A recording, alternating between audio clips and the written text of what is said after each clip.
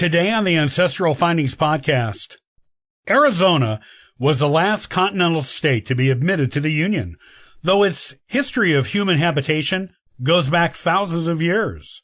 From Native Americans to Spanish priests, from the Old West to modern times, it has a unique folklore all its own. Here are some highlights of the folklore of Arizona.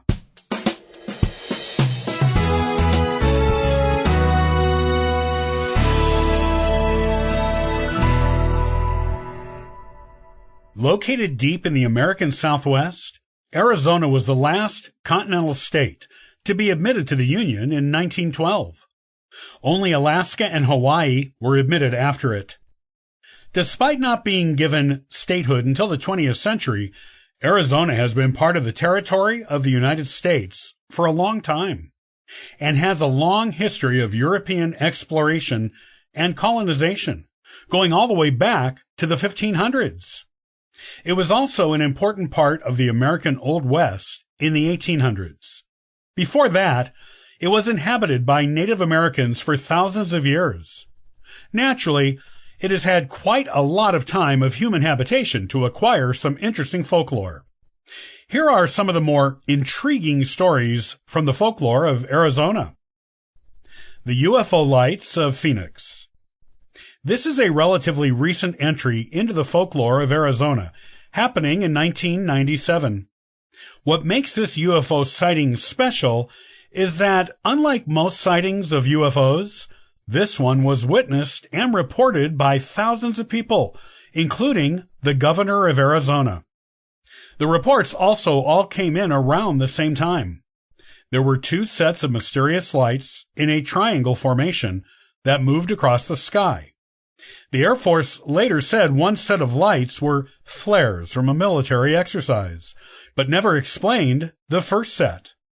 The governor at the time described the appearance of lights as otherworldly. The Mogollon Monster. The Mogollon Monster is named after one of the Native American tribes that inhabited the area before European colonization, and it is considered the Bigfoot of Arizona. Reported sightings of it go back more than a century. The monster is supposed to be more than 7 feet tall, with a smell that is worse than anything a normal person could imagine. It is known for being violent, with a particular fondness for snapping the heads off of deer. Various reports over the years have described the Mogollon Monster as having long white hair and thick 2-inch long claws, with deep-set and expressionless eyes. The most recent reported sighting in 2006 came from a member of the White Mountain Apache Nation, who supposedly saw the monster several times. This person described the monster as being all black, and it did not act violently during any of the sightings. El Chupacabra. Most people by now have probably heard of the Chupacabra, as it has been featured on many reality monster shows and on scripted fantasy and supernatural genre TV shows. It has been seen in Puerto Rico, Mexico, and most of the American Southwest, including Arizona. The first sightings were reported in 1995. The name Chupacabra translates to goat sucker because of the creature's penchant for eating livestock. It is reported to be a reptile-like creature with leathery skin and spines going down its back. The Ghost of the Administration Building. In Flagstaff, Arizona, the Northern Arizona Council of Governments Head Start Administration Building is supposedly haunted. It has the standard features of haunting, such as people in the building hearing voices and noticing objects have been moved of seemingly their own volition.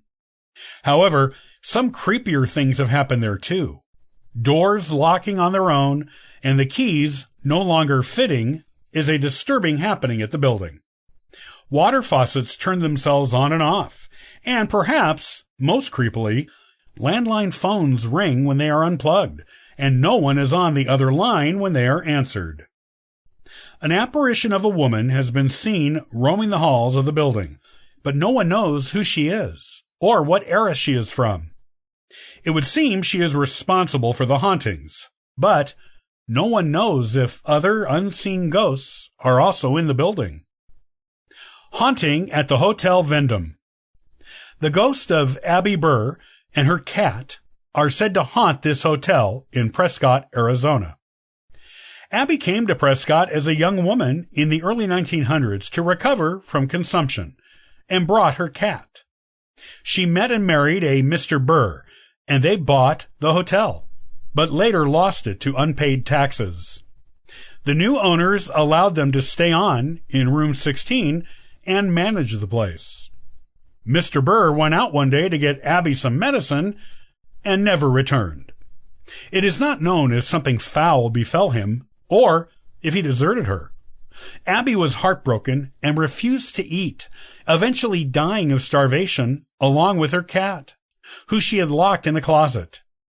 Sightings of the ghosts of Abby and her cat, Noble, began around World War II and have continued to the present. They mostly haunt room 16, but have been known to venture out to other parts of the building from time to time. The current owners keep a binder of all the sightings reported by employees and guests. Fortunately, all sightings of and encounters with Abby and Noble have been friendly ones. They have always been nice ghosts. The ghost of Northern Arizona University.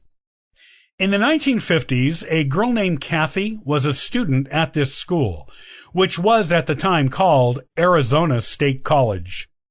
Kathy was from out of state and lived in the dorms, and one Christmas holiday, her family told her they had declared bankruptcy and couldn't afford to fly her home for the holidays.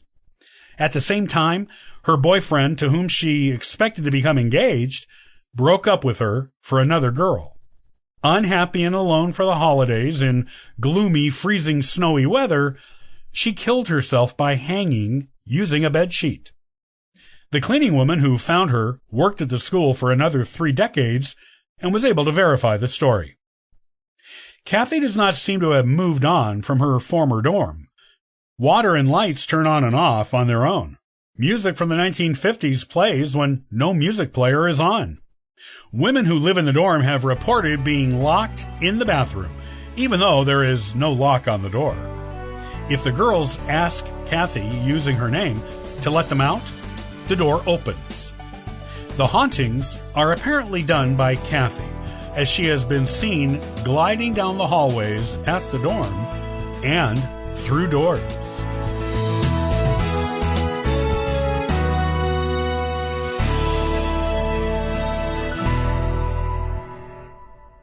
Thanks for joining me today on the Ancestral Findings Podcast.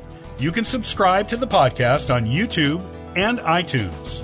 Also, check out ancestralfindings.com for free genealogy lookups, ebooks, and weekly giveaways. Happy searching!